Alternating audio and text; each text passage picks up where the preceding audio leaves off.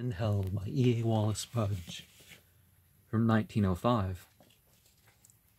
Volume 2, the short form of the book Tuat and the Book of Gates.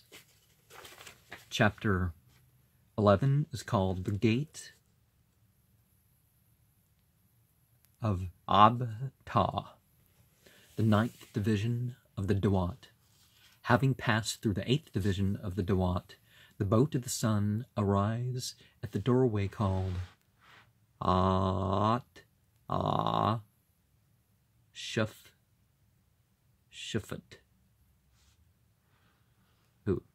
which leads to the 9th division, or, as the opening of the text reads, "This great entity cometh to this gate, and entereth through it, and the entities who are therein acclaim this great entity."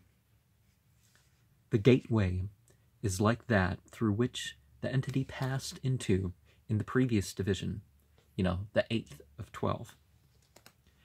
And the outwork is guarded by 9 entities in the form of mummies, who are described as the Tuat, or the company of the 9 entities. Oh, Pautet. I've been pronouncing that wrong. At the entry to the gate proper stands a bearded mummy form with its hands folded on its breast, called Yenhefta. And at its exit stands a similar form called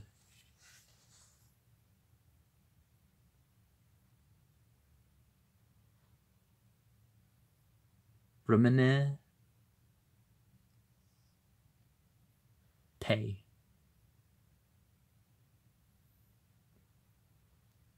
Vremene Te. Ermenta. No, that's not how you say it.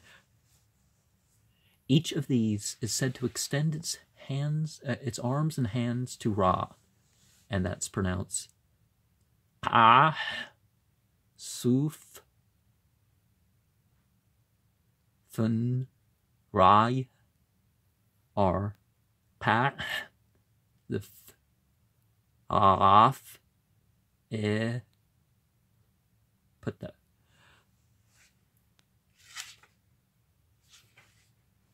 The corridor is swept by flames of fire, which proceed from the mouths of the 2 Ra as before.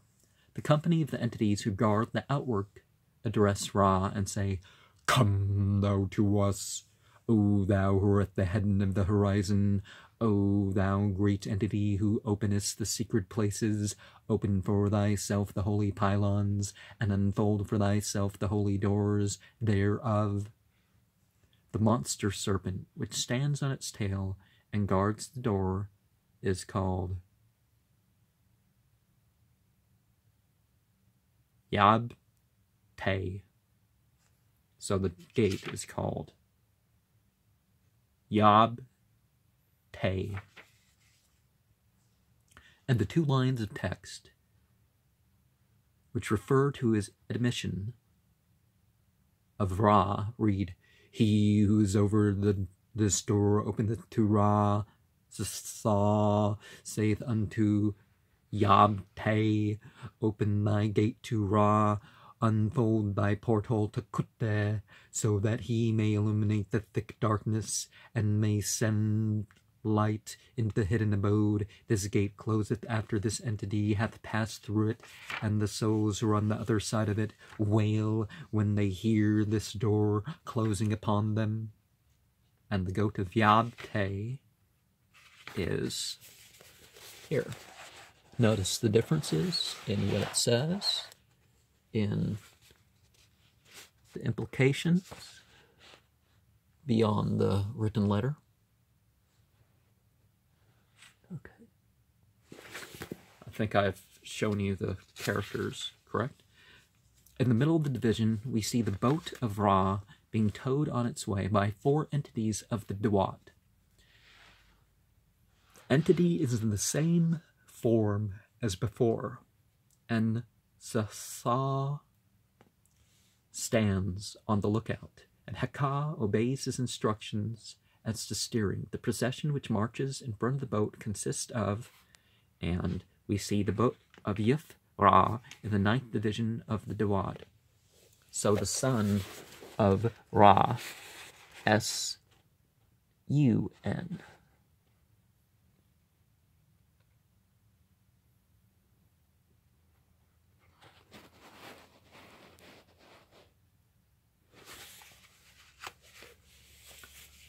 One, 6 bearded male figures standing upright, who hold in their hands the ends of a rope. Oh, the ends of a rod or rope, which is bent in the shape of a bow over their heads. They are described as those who are over the words of magical power.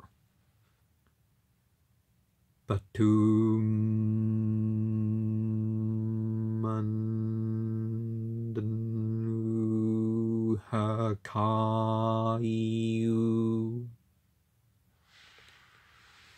I could have said that quicker, but at least I'm... 4 dog-headed apes, which hold a rod bent as already described. These are described as those who work magic by means of knots for Ra. Ra. 4 women who stand upright and hold a bent rod or rope over their heads, like 4 apes, and 6 male figures. They are described as those who work magic by means of knots of Ra. Ra. 3 male figures, each holding a harpoon in his right hand and a cord in his left, and they are called spearmen. Abu. Immediately in front of them is a bearded figure who's been lying prostrate on his face, and he has upon his head a small solar disk and a pair of donkey's ears, and his name is Yai, and his hands grasp a rope which passes over his head and along his back and is held by each of the 3 spearmen in his left hand. From his knees upwards his body is raised, and he has either raised himself by means of the rope or has been pulled into this position by the spearmen, and facing the donkey are the monster serpent Pep and the crocodile Shus.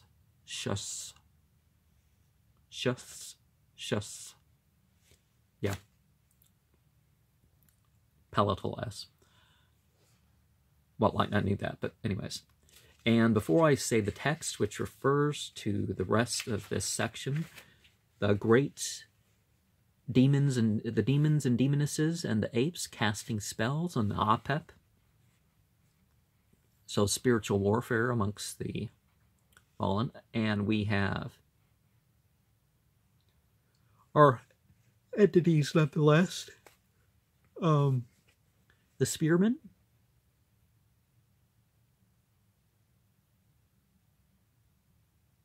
Yai.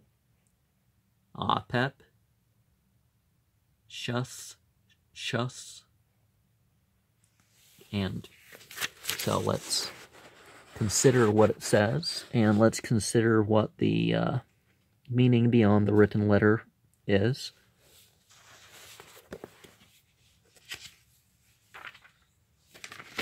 This great entity is towed along by the entities of the Tuat, and those who tow Ra along the way say, this entity cometh to his body, and the entity is towed along to his shadow.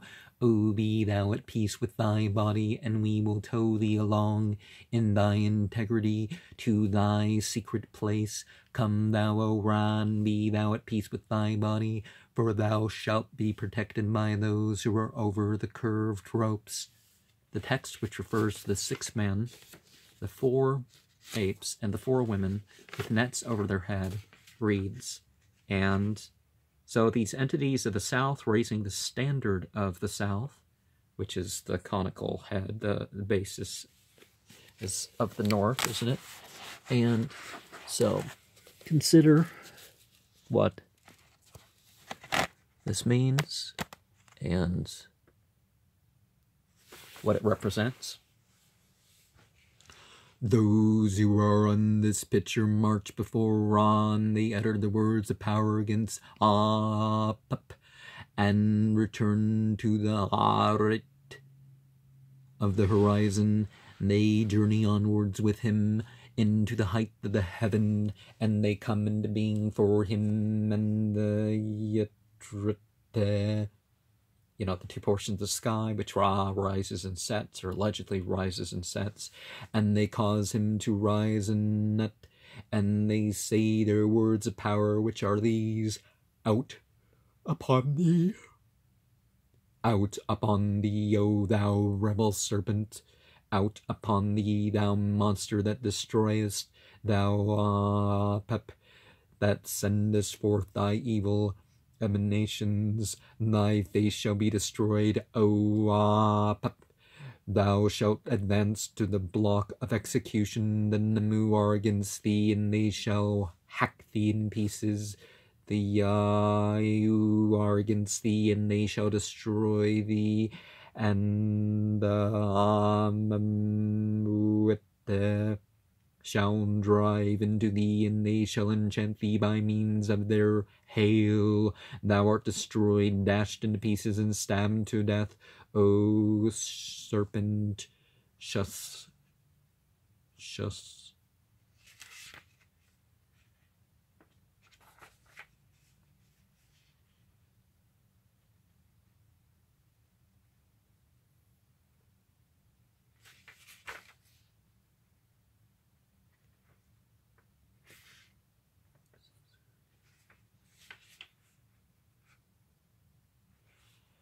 Those who run this scene and who have their spears keep ward over the rope of and they do not permit this worm to approach the boat of the great entity. They pass behind this entity upwards. These entities who do battle on behalf of this entity in heaven say, and we don't have that. All we have is Naturpur Hori Nature Pan Manut Put in heaven, and so the serpent, worse sea. Oh, there's a worse sea serpent, and let's see, before worse sea we have sus.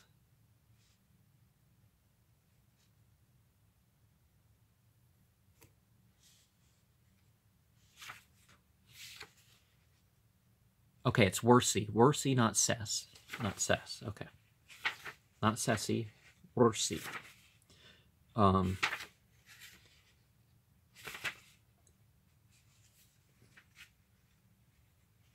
In the upper register are the following. 4 entities who are in the place of heads. Each have the crown of the south, which is affixed Arias upon its body, and who is aided by a bearded male figure, are engaged in raising up from the ground by means of a rope, a pole or staff, which is surmounted by a bearded human head, wearing a crown of the south, and are called entities of the south. Natru Suru. You know, SWRU.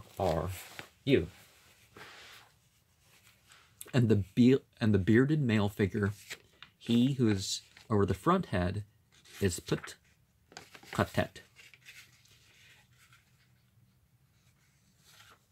Oh, he is over the front head. Why don't we have his name pronounced? But anyways.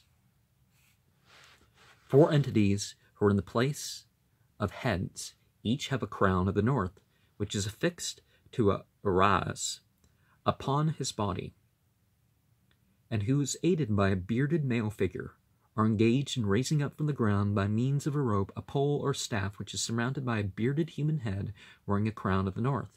The entities are called the entities of the north. Natru Mahet. Is that how you pronounce it? And the bearded male figure is he who's over the hind part. So, Put. What's that thing? With the and so the entities of the north rising the standard of the north, and so consider what it says, consider what it represents. Between the two groups described above is the hawk-headed sphinx, which typifies Horus in the boat. You know, there's no S in the Egyptian name here. Same with Osiris. It's yes, Yer. Above its hindquarters spring the head and shoulders of a bearded human figure called Anna. And on the head of the hawk and that of Anna is a crown of the south.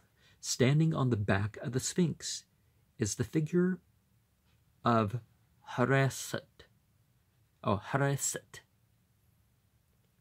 You know, Horus set. With characteristic heads, with his arms outstretched, and with each hand upon the upper part of the crowns of the south, the hawk head of this figure faces the hawk head of the sphinx, and the animal's head, which is characteristic of Set, faces the back of the human head of Anna. It is thus quite clear that Horus, which is regarded as a form of the sun god, alleged sun god, sun demon, Sarath sort of figure, and Set as a form of the sun entity of the north. The serpent Shumte, which has 4 heads and necks at each end of its body, and each head and neck are supported by a pair of legs. A male figure called Yapu stands and grasps the middle of the body of the serpent with both hands. The serpent Pietà, with a bearded head at each end of the body. This is part 5, and that was part 4 with Shemte. The serpent Pietà, with a bearded head at each end of the body. Each head wears a crown of the south. Above the back of this serpent is another serpent, from each end of the body of which spring the upper portions of the bodies and heads of 4 bearded male figures. The first of each group has a pair of hands and arms which are raised in adoration, and each figure of the 2 groups has a pair of legs which rest on the back of the serpent Yeta, a male figure called Yebeth, Yebuch. Okay, I don't see characters for it, but a male figure called stands and grasps the middle of the body of the serpent Tup-P with both hands, and on to 6 here. 2 male beings swathing over their heads a net wherewith they are going to attack the serpent or to resist him. And there's a text which refers to that, and it reads, and there's a passage that refers to the entities of the south, and we're going to see a series of serpents being mentioned here. Biete, where's another serpent? We have Tup-P, and we have Shimati,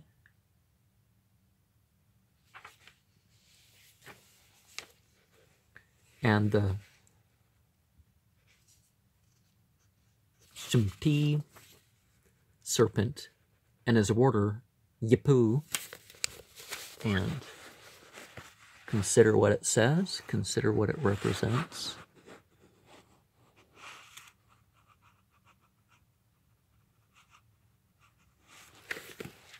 remember that creation myth of the 8 so-called gods.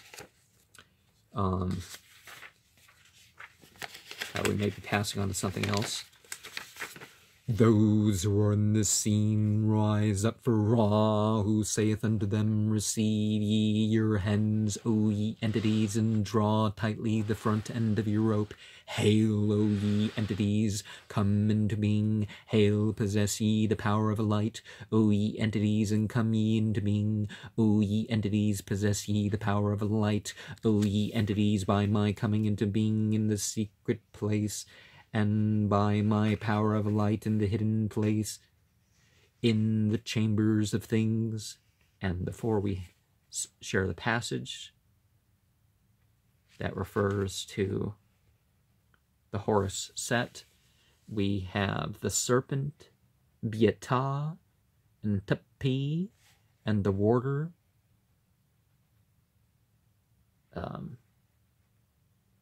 Pepi. Oh, I'm seeing Pepi here. Yibma.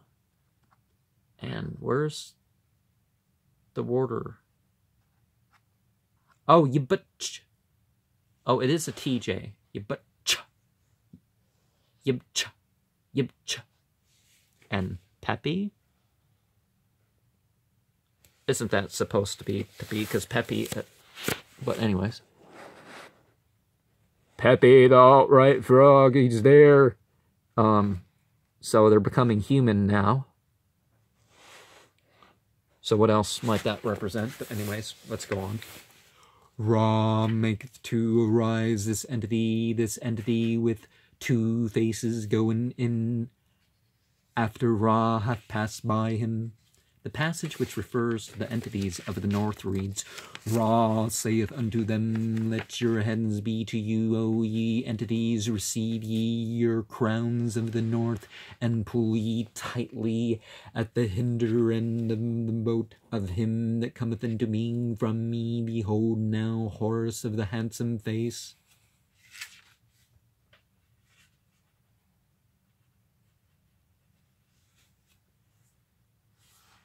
The passage which refers to the serpent, Shemte. Or is it Shemte or Shemti? Shemte. It's extended eh. Okay, Shemte. He who is in this picture strideth through the secret place, and he withdraw to Qadamt, the hall of Yim. Those who are in it are the hens which have been devoured, and they breathe the odor of Shemte, of which Yapu is the warder. The passage which refers to the serpent Yata reads, he who is in this picture maketh his rising up for Osiris, and he keepeth count of the souls which are doomed in Tuat. He strideth through the secret place, and he withdraweth to the Desert Bayou, to the hall of Yimit.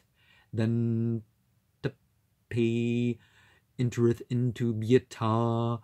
Those who are in it are they whose hands have been devoured. They breathe the odor of Biata, of which Yibch is the guardian.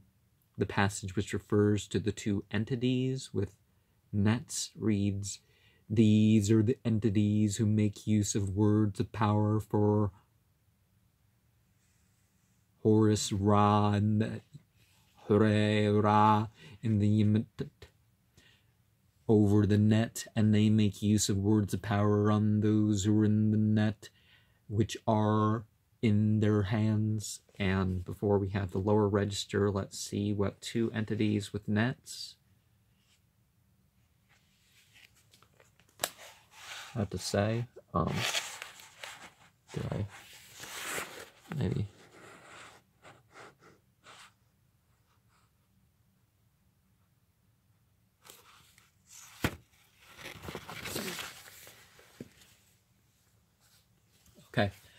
So first we have 16 entities who stand at one end of the scene and grasp a rope with both hands. The first 4 are bearded, man-headed beings and are said to be the souls of Yimut. So we have Ba, Ah, U, U, Yemen Nut. Yemen Nut. So it's not Yemen, it's Yemen Nut. Yemen Nut. Need a second N in there. The second 4 are ibis-headed and are the followers of Thoth, and that is Yemu, Yemu, Kux, Chote. The third 4 are hawk-headed and are the followers of Horus, Yemu, Kukst, Haru. And the last 4 are ram-headed and are the followers of Ra, Yemu, Kukst, Ra.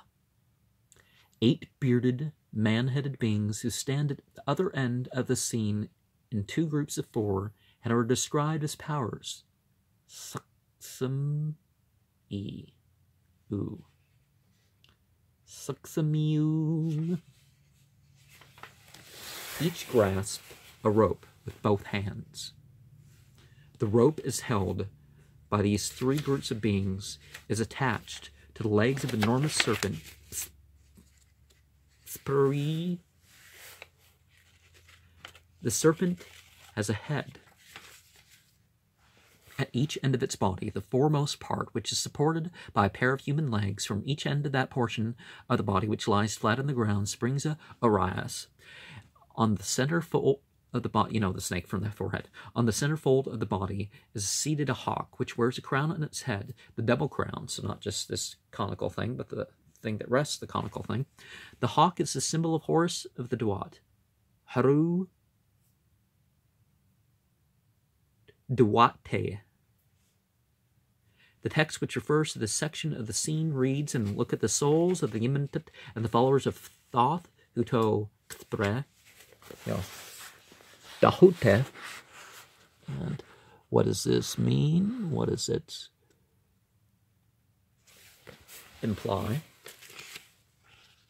And let's see, the followers of Horus, Horu, and the followers of Ra, Uto, Spri.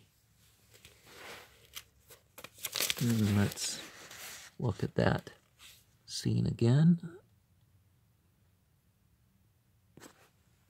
Well, not again, but those who are in the scene have the rope in their hands, and it is fastened to the leg of Xpre, who moveth backwards to the hall of their horizon.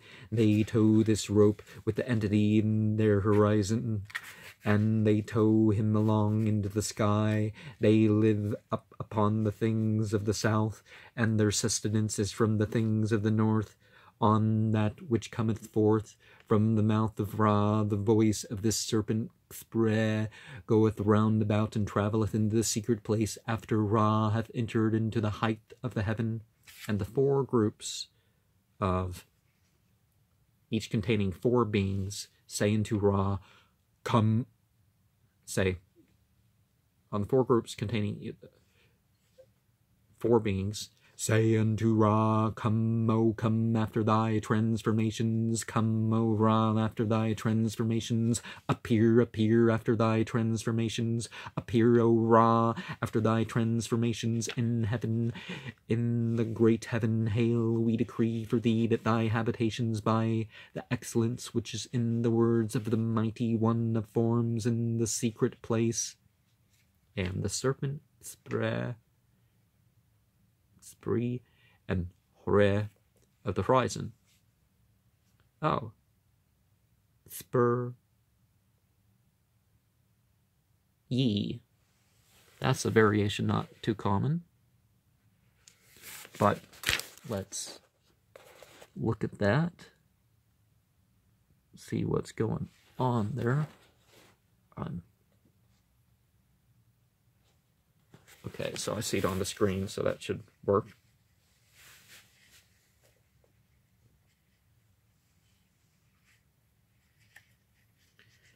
The passage which refers to Horus, again, don't say the S and go with the H. He who is in this scene is Tuat. The head cometh forth from him, and the forms from the coiled. Ra crieth unto this entity to whom the two infernal Ra unite themselves. He entered in upon the way into Xpre, who listened when Ra crieth to him. The true groups containing four beings have in their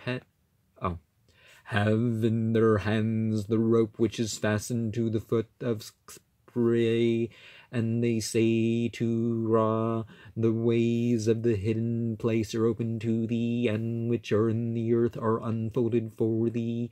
The soul which Nut loveth, and we will guide thy wings in the mountain. Hail!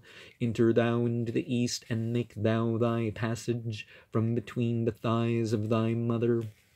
And the 8 powers which tow Xpre, and 3 seated figures there. So, but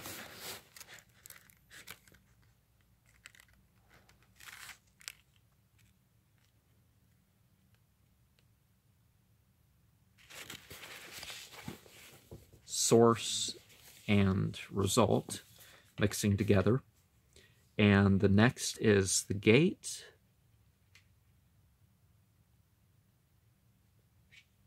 Of Sethu.